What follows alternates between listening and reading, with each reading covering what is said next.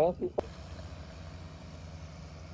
Tulad nga po ng sinabi nila, ng mga ganitong problema naman napapadali ang pagsolusyon kung lahat po ng pamahalaan nasyonal, kasama na din ng lokal na pamahalaan ay may inisyatibo at magtutulungan. Ito po ay talagang magandang ehemplo po ng sinasabi natin full of government approach. Pero hindi po ito kakayanin lamang ng gobyerno kung wala pong tulong ang pribadong sektor din po. Kaya kung mapapansin nyo po ang SMC at saka si Mr. Ang ay talaga pong lahat ng volunteerism sa initiative ginawa niyo na rin po para dito. Kaya tulad ng sabi ng ating Pangulo, kung tayo po ay magtutulungan, ay maayos naman natin ganitong mga problema.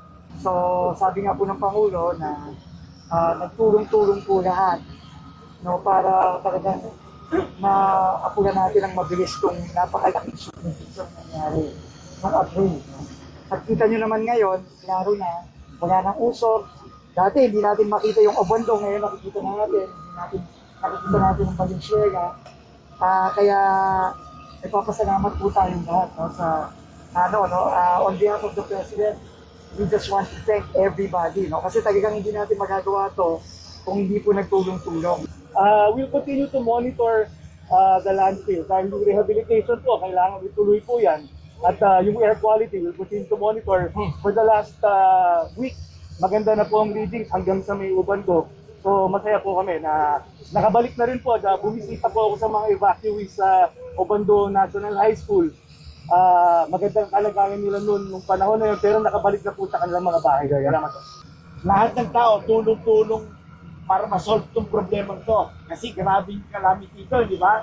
Pero napansin niyo ba, ang bilis na solve ang problema kasi po lahat tayo tulong-tulong. And I am also very happy to hear that the technical assistance provided by Japan disaster relief team experts has been quite useful in addressing this matter. And kasama ninyo kami is the spirit that Japan cherishes a partnering with the Philippines. Japan hopes to remain a valuable partner who stands by the Philippines.